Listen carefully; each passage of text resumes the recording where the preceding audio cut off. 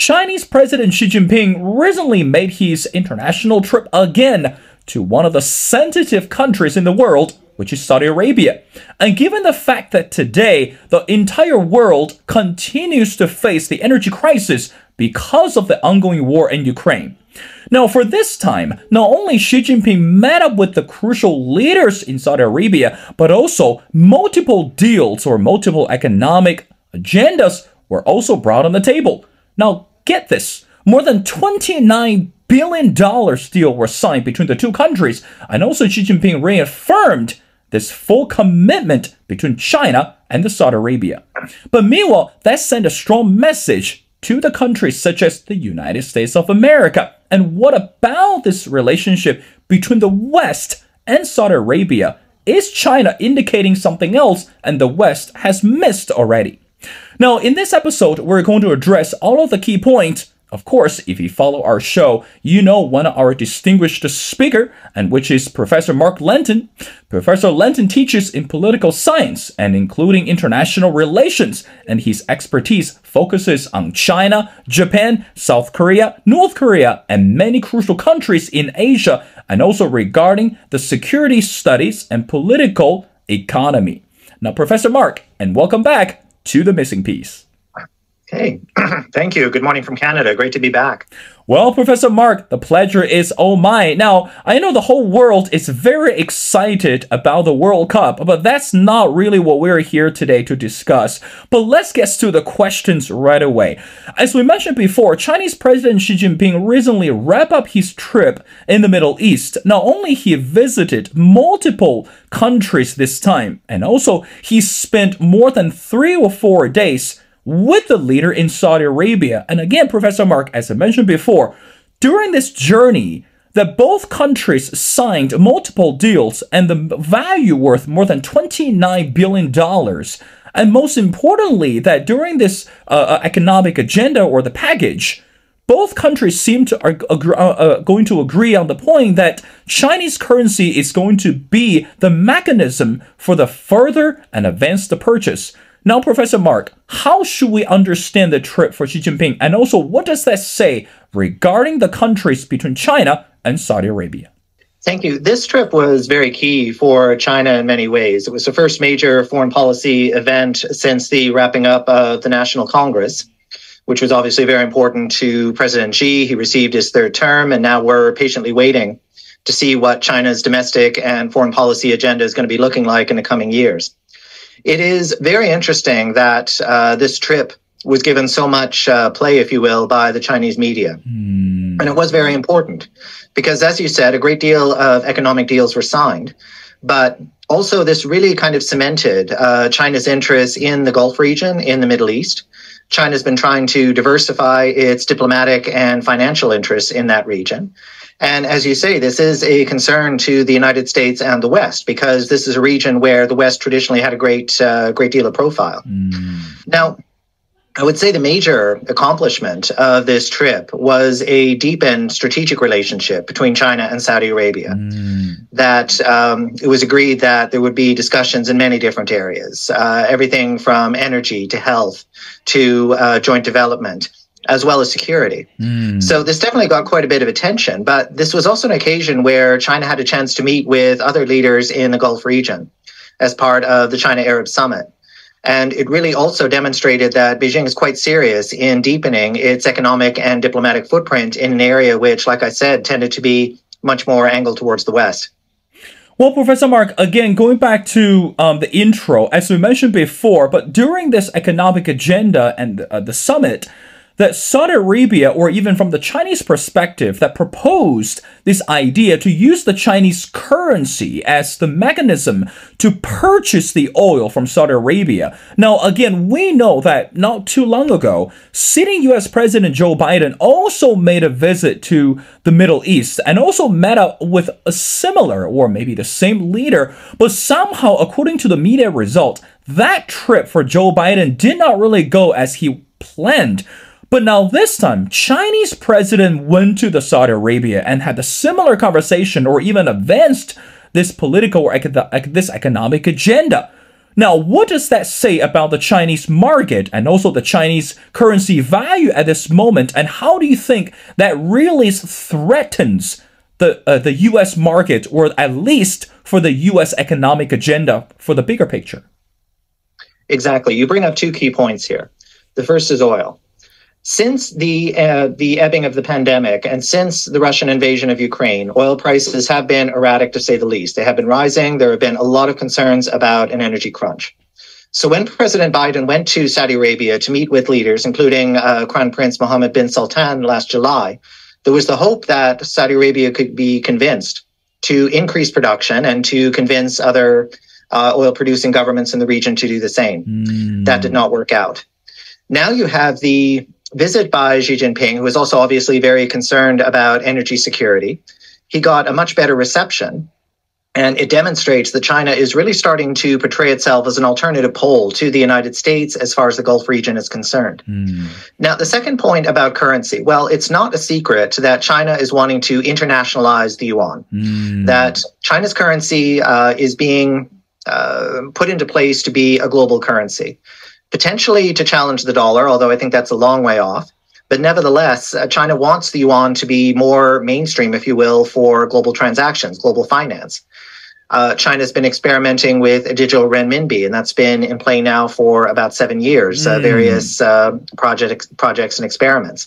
So I'm not surprised that Xi Jinping would make a call for these kinds of energy transactions, fossil fuels, oil and gas, to be conducted using renminbi.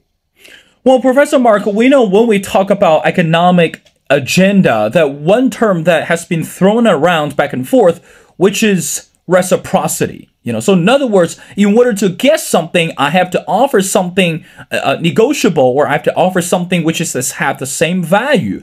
Now, it's so interesting, and also it's so challenging for us to understand, what do you think in return for Saudi Arabia? Because we know that those region or this country, it's not there for emptiness. It's actually there's something deeper behind the friendship, and there must be something even more meaningful beyond just its economic or political agenda. So help us to understand, by visiting Saudi Arabia in person and also by signing those multiple important deals, what will Saudi Arabia get in return? And how do you think that China is going to fulfill those promises, whatever that will be? To back up a step, it is very clear that relations between the United States and Saudi Arabia have become much more difficult in recent years, and that was demonstrated by the Biden visit last summer. So, first of all, Saudi Arabia is looking to China as an alternative economic partner, which is something China is more than happy to step forward and accomplish. As well, Saudi Arabia is very interested, as are many countries, in the Chinese market. There is a lot of question about where China's economy is going to go as it attempts to move away from its zero COVID policies. So a lot of this is also about investment and various types of economic, financial, and possibly technological cooperation. There is also, as far as Saudi Arabia is concerned, it is noticing that China is starting to become a little bit more multifaceted, I would say, in its Gulf diplomacy. Previously, you saw a considerable amount of bilateral cooperation between China and Iran. But we are seeing many signs that Beijing is starting to step away a little bit from Iran to say, okay, we want to be a partner to the region overall. We are not going to concentrate too much on particular centers of power. And that is of great interest to Saudi Arabia, considering that the rivalry between Riyadh and Tehran certainly has not abated. Professor Mark, before we bring Iran into the conversation, I want to read something to you very interesting, because we know that, again, previously, you and I, we had multiple discussions regarding one of the Xi Jinping's signatory project, which is Belt and Road Initiative. But meanwhile, right now, people are also very much interested in discovering something from the Saudi Arabian side, which is called a Saudi Arabia's Vision 2030 Economic diversification plan.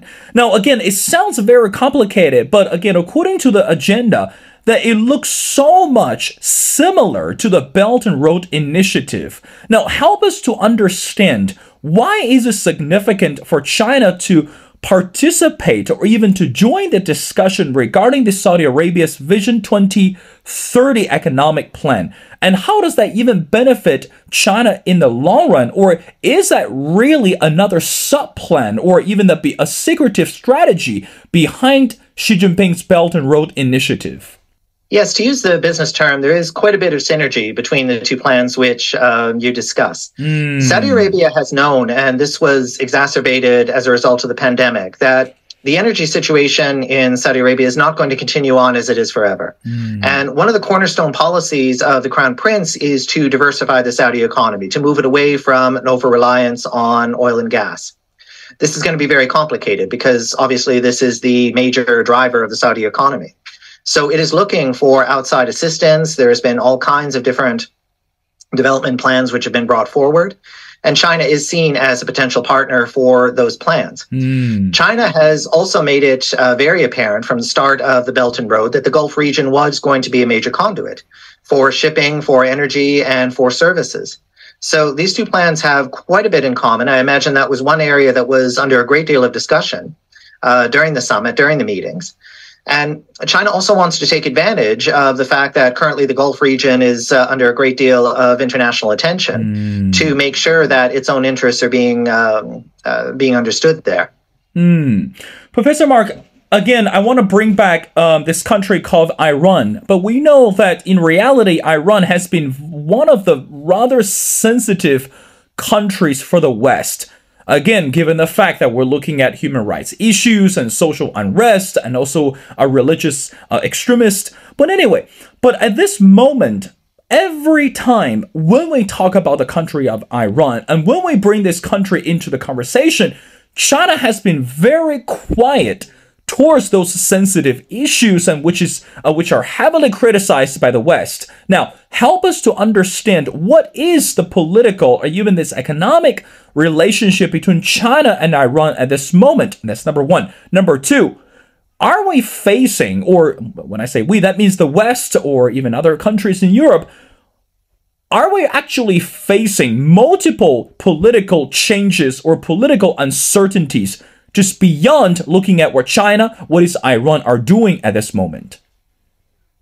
Yes, Iran has had a very difficult relationship with China over the past few decades. From an economic viewpoint, it's been full speed ahead. Certainly, China has been interested in setting up energy partnerships with Iran. Iran is seen as a major energy partner for Chinese interests. However, and we've seen this just in the meetings in Saudi Arabia, China is not willing to get directly involved in the security issues in the region. And that includes the Iran-Saudi rivalry, or the rivalry, I should say, between Iran and the greater Gulf region. So China's really been trying to compartmentalize that. Now, you look at the current situation between Iran and the United States. Iran is being accused of supporting Russia with weapons imports. That's right. This is obviously a great concern to the U.S. China, again, does not want to get itself entangled in that particular dispute. China has technically declared neutrality in the Russian invasion of Ukraine, and certainly does not want to be caught with caught in Western sanctions, I should say. So China's really starting to give Iran a little bit more of a wide berth in regards to its diplomacy. Now, one very interesting thing to come out of the Saudi Arabia meetings, there was a statement by China calling for negotiation over three disputed islands, the Greater Tund, the Lesser Tund, and the Abu Mesa. These are three small islands that are disputed between the United Arab Emirates and Iran. China called for negotiation. The Iranian government was not happy with that because as far as they're concerned, it's a non-issue that these islands are Iranian territory. So that was a very strong signal that China is starting to move away from direct partnership with Iran and starting to take a much more kind of region-specific approach to diplomacy, which doesn't necessarily include Iranian interests. But again, going back to the question, we know not only for Iran, but also for China has been heavily criticized by the West regarding the issue of human rights. And also, again, we're looking at this technological competition between China and the West. And I know that, again, I'm paraphrasing this from Secretary of the State Anthony Blinken, that calling that China is continue to play this technological war unfairly. So in other words, China is not following the rules, and as a matter of fact, that China is secretively supporting others, what they call a spyware, or all those names being thrown in the air.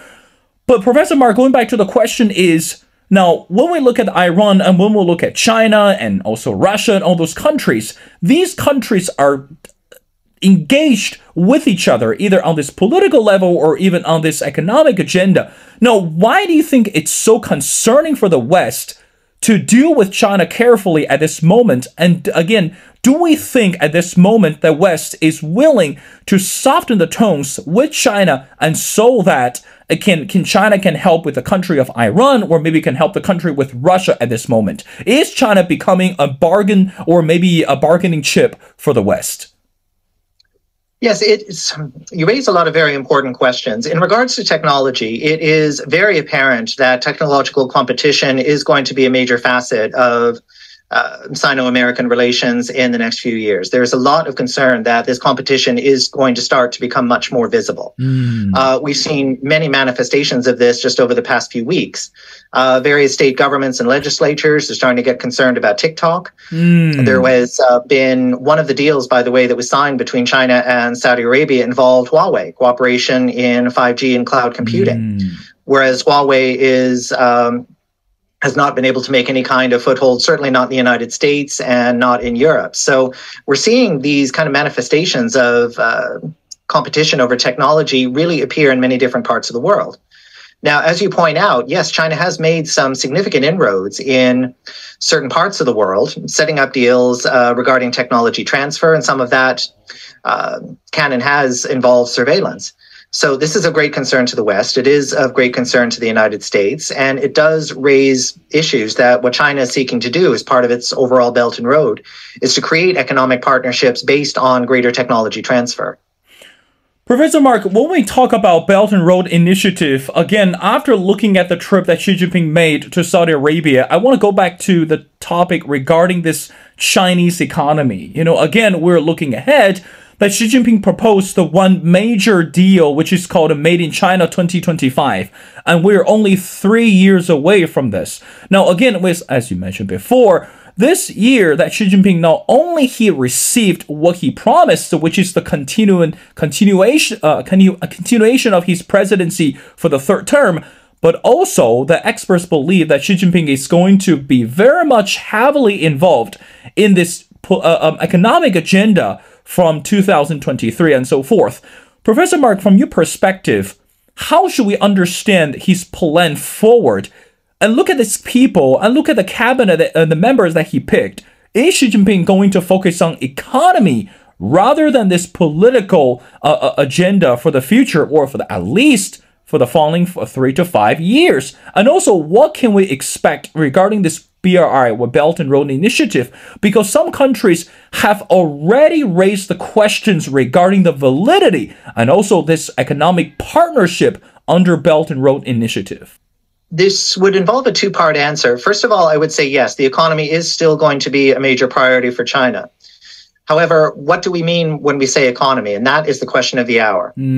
As you pointed out, the current composition of the Standing Committee tends to be a little bit more leaning towards Xi loyalists rather than economic specialists. That was very heavily noted when the Standing Committee was announced last month. As well, the discussion, you pointed out the issue of decoupling, the issue of a separation, a greater distance between the Chinese and Western economies. That is still very much a concern, and it is still very apparent that China is trying to insulate its economy, especially key sectors, from certain degrees of Western competition. How this is going to play out is going to be very key, however, because we're seeing a great deal of turmoil within China right now as a result of the zero COVID policies, first of all, being implemented, and now being very rapidly pulled back. This has meant that we're seeing a great deal of uncertainty, at least in the short term, in regards to China's economy. And how the US and others are going to respond is going to be very key. Like, is this just going to be a kind of short-term fluctuation, or are we going to be seeing longer-term economic difficulties within China? So that is going to be the variable that's going to need to be looked at in order to determine this relationship. Professor Mark, towards the end of the conversation, I want to bring another country into our conversation again, which is India. We know that India played also a significant role when we look at Chinese economy, and given the fact that today India and China and Russia, and they're still in this what we call the BRICS. So in other words, many significant countries are solidifying this partnership or this economic relationship in order to generate much more wealth and also this global impact. But meanwhile, India has grown tremendously close to the West. Again, given the fact that India is so afraid that Chinese economic power and also Chinese military power can also pose as threat to the country of India. Now, Professor Mark, help us to understand, how should we understand the relationship between India and China at this moment? And also given the fact that today, India is also very much interested in investing and also developing its agenda with the country of Iran and Saudi Arabia as well. Yes, India, there's a political science term, hedging. So when a government really tries not to commit too much to a particular course of action, in this case, a foreign policy action, this is really illustrating much of Indian foreign policy right now. Now, as you correctly point out, India has started to move more towards the United States, the West. It has started to engage in more serious security dialogues in the Indo-Pacific. It has started to really express concerns about China's growth, China's military plans. There have been more than one incident, including one very recently, of clashes between members of the Indian and Chinese military along the disputed borders. Yet, India has also tried not to move too far away from its traditional foreign policy stance. It has been very reluctant, for example, to directly condemn Russia for its actions in Ukraine.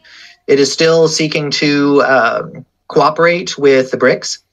And it is still very interested in kind of carve out its own particular stance in regional affairs. So it's a very interesting case of Indian foreign policy almost wanting to have its cake and eat it too. And so far it has been quite successful because India has been identified by the United States as a key component for any kind of emerging security architecture, including, for example, the Quad, as well as various other forms of economic cooperation, which the Biden government is trying to pursue in the Asia-Pacific region. Now, how that is going to play out is going to be very key because India has been trying to walk this foreign policy tightrope. It is going to become much more difficult, though, especially as China continues to assert itself. And there is going to be a lot of debate, I would say, within the Indian government over, okay, are we dealing with a substantial shift in our international relations stance, or is this, again, going back to the idea of hedging? Professor Mark, I want to wrap up our conversation by asking the question is, we know that for next G20 summit, and India is going to be the host country. Now, for this time, that Indonesia was the host country, and again, as the Indonesia leader faces multiple challenging tasks. On one hand, we're looking at this deadlock between U.S. and China and the ongoing war in Ukraine, and also this Chinese influence over Southeast Asia, and also, again, the agenda can go on and on. But meanwhile, looking ahead, India is going to be the host country for the G20 summit. Just based on what you said, how do you think that India continues to balance its relationship between China and the West? Again, we're not putting any indication out there, but it doesn't look like US and China are going to soften its diplomacy or strategy in a very soon time period. So again, as the host country or as the country which is caught in the middle, how do you think India can, I want to be careful. I don't want to say to please both partners, but at least not to agitate neither of them. What do you think, Professor? Yes, it is a good point. I would say, if I were going to predict, that the Modi government will probably be looking to two major agendas during that meeting. First of all, as you say, it is in a very good position to act at least as a conduit between various parties during the meeting, and that includes the United States and China. India, because of its size and because of its very interesting foreign policy approach of late, it is in a good position to do that. I would say, though, that the second point has to do with more kind of nuts and bolts issues, and that is the global economy. India, like pretty much everywhere else, is being affected in many ways by issues of economic uncertainty, financial uncertainty, and energy crunch. And I think that India will also try to ensure, because it does also consider to be a major kind of spokes government for developing regions, to say, okay, we understand that the security situation is very bad, but let's talk about human security. Let's talk about food security. Let's talk about issues of development. So I think that that will also be the second major area that India will want to pursue, taking advantage of the fact that there are going to be many prominent leaders there who are in a position to listen. Well, Professor Marc, I agree with you. Again, initially, before we start the conversation, we're only two weeks away from 2022. Again, this has been a very busy year. And also, of course, that we really appreciate that your time and effort every time to join our show and help us to understand some of the key components and also the analysis, not only about China, but also within this international community. Well, ladies and gentlemen, it's my great honor to speak to Professor Marc Lanteigne. Again, Professor Lanteigne teaches in political science, including international relations, and some of the key countries such as China, Japan, South Korea, North Korea, and also including security studies and political economy. Again, Professor Marc, thank you so much for doing this. And again, we'd love to have you as we move forward for the year of 2023 and continue to follow what will happen to China and also the entire world. And again, thank you so much for doing this.